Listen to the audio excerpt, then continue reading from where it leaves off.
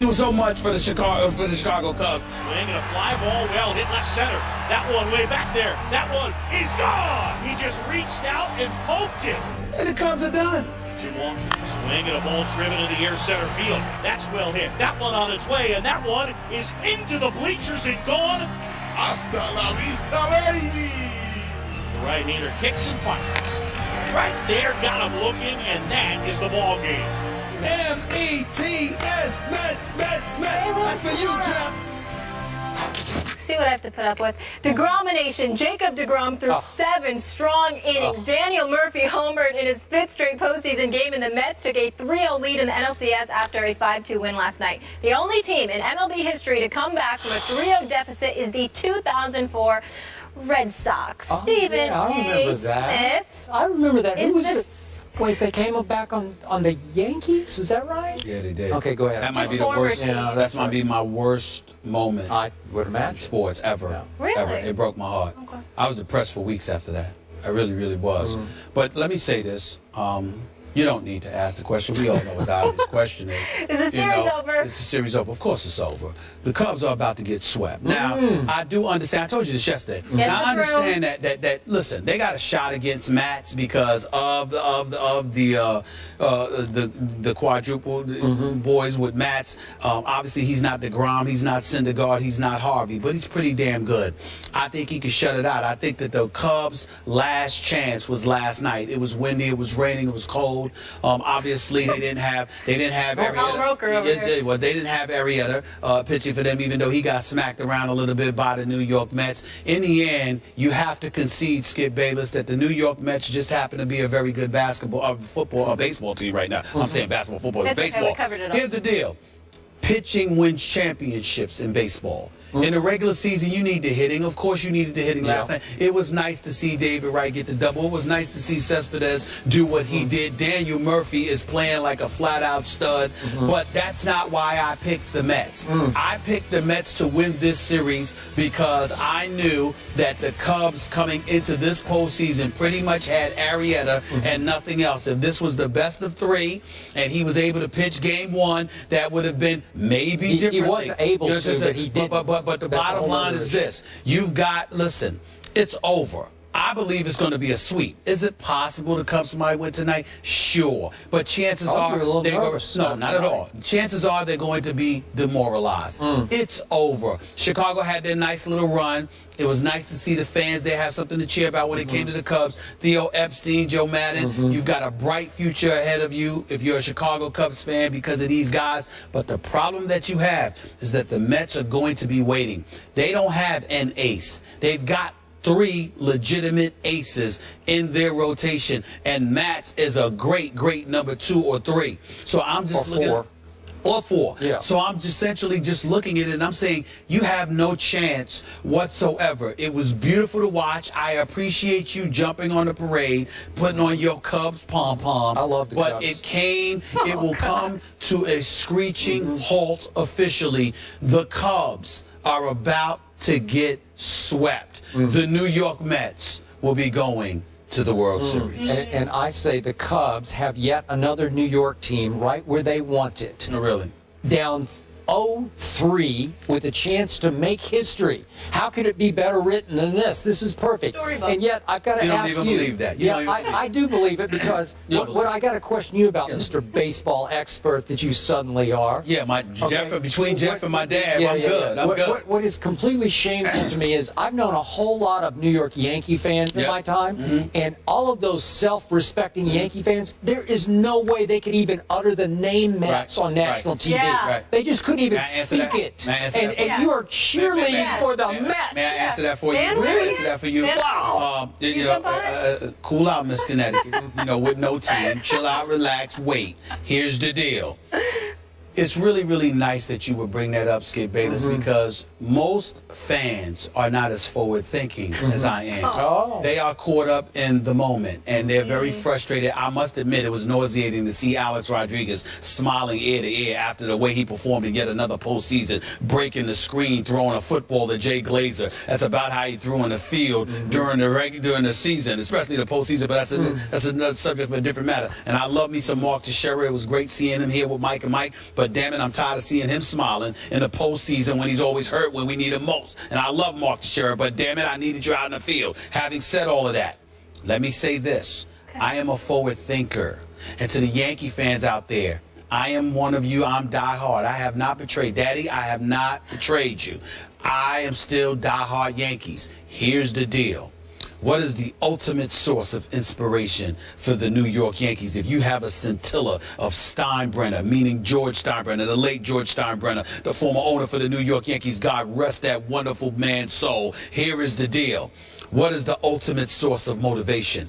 If the New York Mets win, it will prioritize and elevate the level of urgency for the New York Yankees. Rooting Absolutely, absolutely, absolutely. Anybody that knows, you can say whatever you want. You can pretend all you want. You know how I feel about my Yankees. The bottom line is this. We don't have the farm system that the Mets have. Sandy Alderson has done a fabulous job in the whole aftermath of the Bernie Madoff scandal with the Will Ponds. But in the end, the New York Yankees, damn it, I'll admit it publicly. If we got to buy a championship, be my guest. Open the bank book, pay the dollars, get who you need to get so we can stop this travesty of the Mets being the representatives of New York more than the New York Yankees. If that means the Mets having to win the World Series to get that done, I'm all for it. Ain't no shame in my game. Ain't no shame in my game. My man Jeff knows that too. I don't care.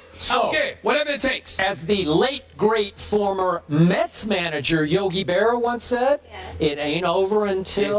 It's over. It's completely over. I promise you. I promise you the Mets will not depart Chicago without the National League pennant. It is over. Yes. Y'all can sit up there, Chicago. Love y'all. Great sports town. Sayonara. Turn out the lights. Oh, gosh. More the first party's take after over. the break. They say that all...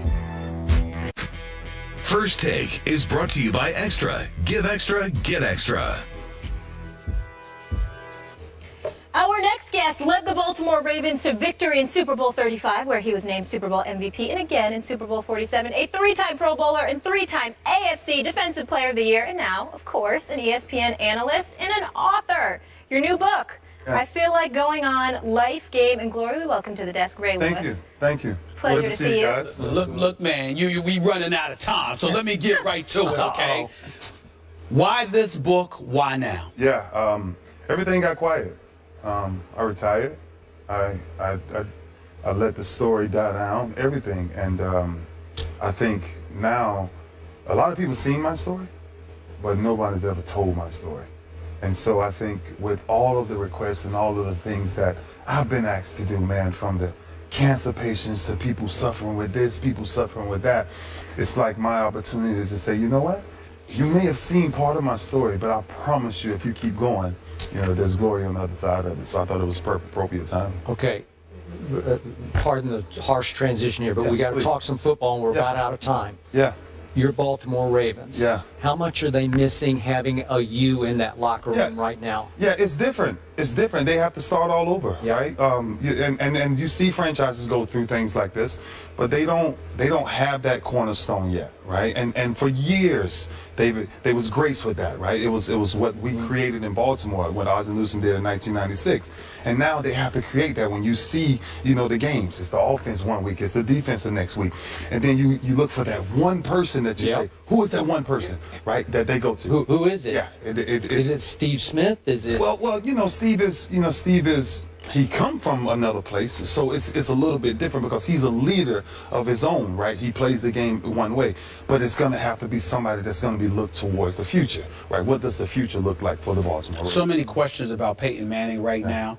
I'm wondering whether or not you believe he has an even better opportunity to win than in recent memory because of that defense. And I know how you feel about defenses, or are you noticing a decline of Peyton Manning? Well, listen, you know, everything declines. I think, but when you see the way Denver's defense is playing football right now, you can win a Super Bowl with a quarterback with that type of experience. Because anytime you have that type of experience, if you're Peyton Manning, you don't have to do everything. And I think the way Denver is playing, the turnover ratio right now is incredible with what they're doing. And I think the field position of what they're really doing, Peyton doesn't have to be Peyton, the Superman Peyton no more, right? He just has to get the ball out of his hands and let this play. Could you please tell him that the Dallas Cowboys have minimal to no chance of winning the Super Bowl? Can we get that? Go ahead, go to no chance, please. Could you tell us? Could you tell him that? It's a tough climb for the Cowboys. It's a real tough climb. Is it over?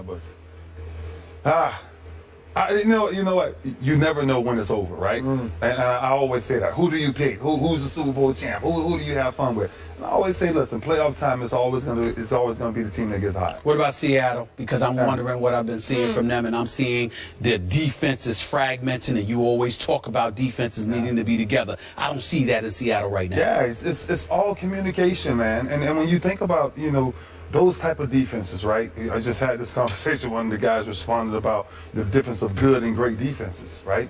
Good defenses can really be good for a year or two and things like that. But when you start to become great, the players take ownership of the defense, right? And you don't have to. It doesn't turn out to point finger. No, me and Rod Wilson, we ain't finna point fingers. No, we finna say, listen, tight end come up the seam, you gonna take him right now, I'm gonna close to this. Yes, you're gonna communicate with all of that. But when you see the miscommunication that's going on, I think it's something I don't really know where to put my finger on. You were instrumental in getting Cam back in the fall, Cam Chancellor. Yes, sir. And a lot of people began to view him as a savior for that defense, which I thought was a little unfair to him. Would you agree with that? How he's the boom of that defense.